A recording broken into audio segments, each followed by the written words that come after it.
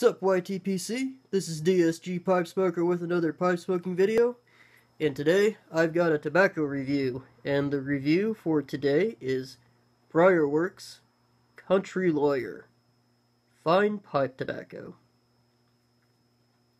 Leave that up there for just a few more seconds.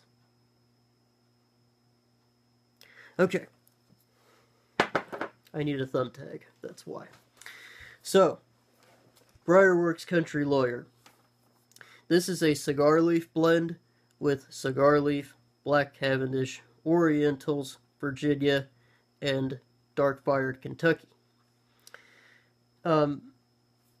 It doesn't really say what cigar it uses or what cigar leaf it uses.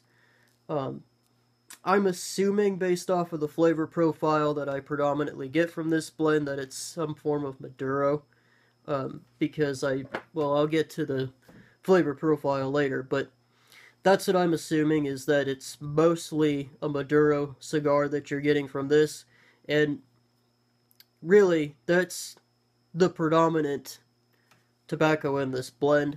It's evident in the aroma, and it's evident in the flavor profile. This is definitely a cigar-heavy blend. The interesting thing about it, you noticed from the list of tobacco ingredients in the blend, there's no Latakia, which is kind of hard to come by when it comes to cigar blends. I believe McClellan's has their cigar line. I'm trying to remember what it's called. I have their Maduro version. If I remember what it is, I'll link it down below. But other than that, it's really hard to find a cigar blend that doesn't have Latakia in it, so you can really get the taste of the cigar leaf to come through. What's interesting about this, and actually all of the Briar blends, is it comes in a jar. What you see, this presentation right here, not of my creation. I did not put it in this jar. It came in this jar. It came with these stickers. I wrote Country Lawyer because on here, well, basically this sticker, if I remember correctly, it wrapped around the whole thing. So I cut it off and just left that little bit there, but I put Country Lawyer because I do intend on getting more tins of these. But this is the tin per se. It already comes pre-jarred, which is awesome. You'll notice there's quite a bit in here. The blend also came kind of dry, and it was fairly packed, which is another really awesome thing about this blend. You're getting a lot of tobacco for what you pay for it. I spent about $10, $11 for this, so I'm really pleased with it. We also have a jar description, and on the jar description, in very, very faint writing, we've got spicy and full-bodied. This courthouse cigar blend is sure to charm the jury. With no objections. Case closed. Doesn't tell us a lot about the blend. It does mention that it's spicy and full-body, which is fairly accurate. It does mention that it's a cigar blend, which is very accurate. I guess they were trying to kind of entice you a little bit with the description by, keeping it short and sweet. And if that's the case, then they did a good job of that. But you know what? It's a lot more descriptive than some blends, or at least some blends that come in containers that have descriptions that are, maybe a little bit too poetic for my taste. So anyway, let's pop her open and get a good whiff of her. Right away, you get a lot of the very tobacco-y kind of smell that you would sometimes get from a cigar. Not necessarily the fermented sort of barnyard aroma that you get from a cigar, but maybe something that's closer to like a humidor.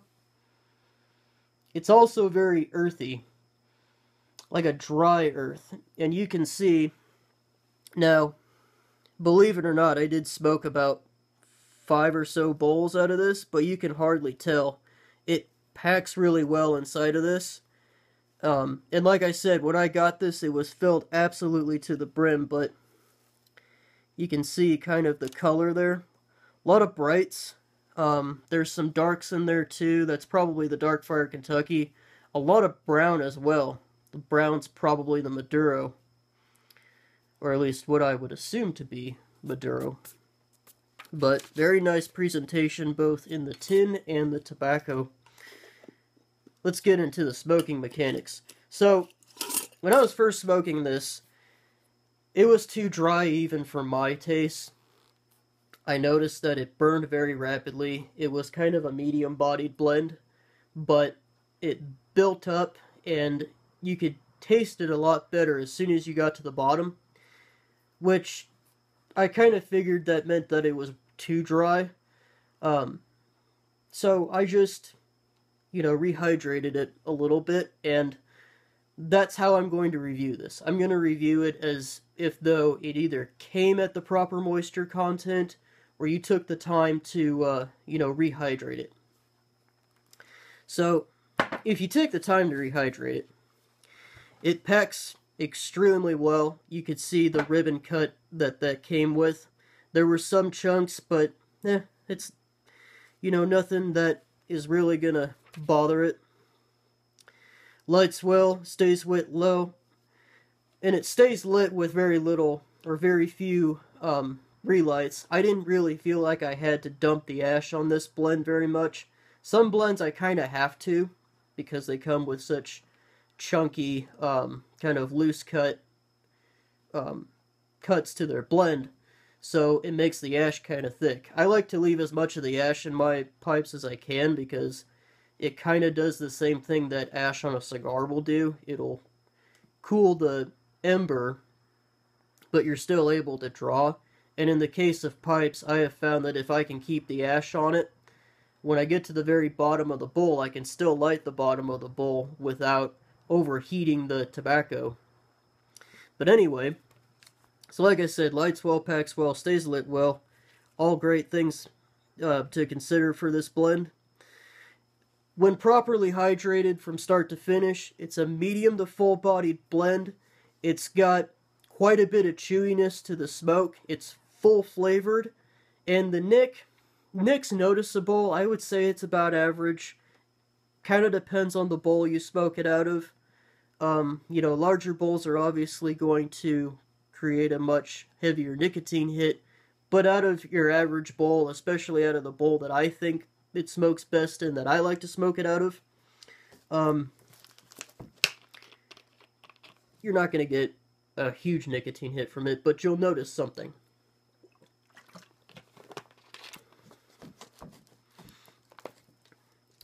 No tongue bite either, at least when properly hydrated. That was another thing I noticed about it. When it was too dry, it tended to heat it up too much. It tended to heat up too much.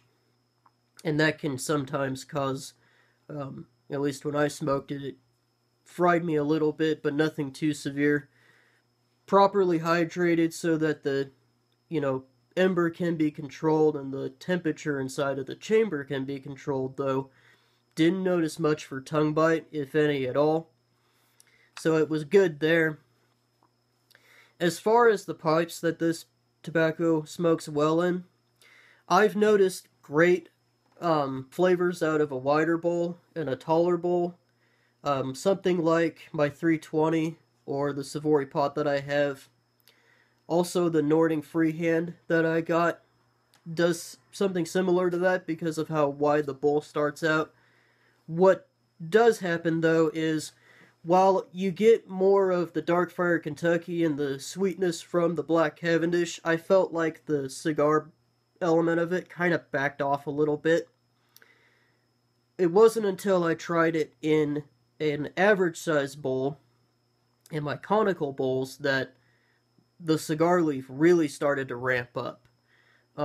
It did back off some of the complexity a little bit, but, I'm mostly smoking this blend to get the cigar leaf element out of it, so I personally preferred to smoke it out of a conical bowl. If you want the full complexity, I would recommend smoking it out of a wider, shorter bowl, like a 320. That being said, I felt that it also performed better in a conical bowl. I felt that, or at least I noticed that a wider bowl tended to smoke it like in the center of the bowl and not necessarily the entire circumference of the tobacco inside of the chamber, whereas it was a little bit easier to get the entire circumference of the tobacco in a slightly smaller bowl and maintain that throughout the chamber and throughout the smoke.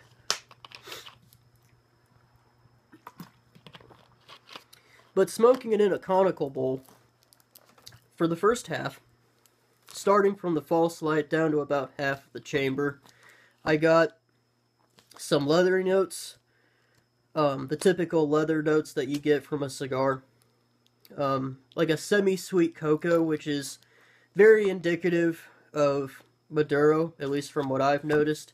Maduro tends to be very leathery cocoa, chocolate, or not chocolate, coffee, and a little bit of spice to it, which this also had as well.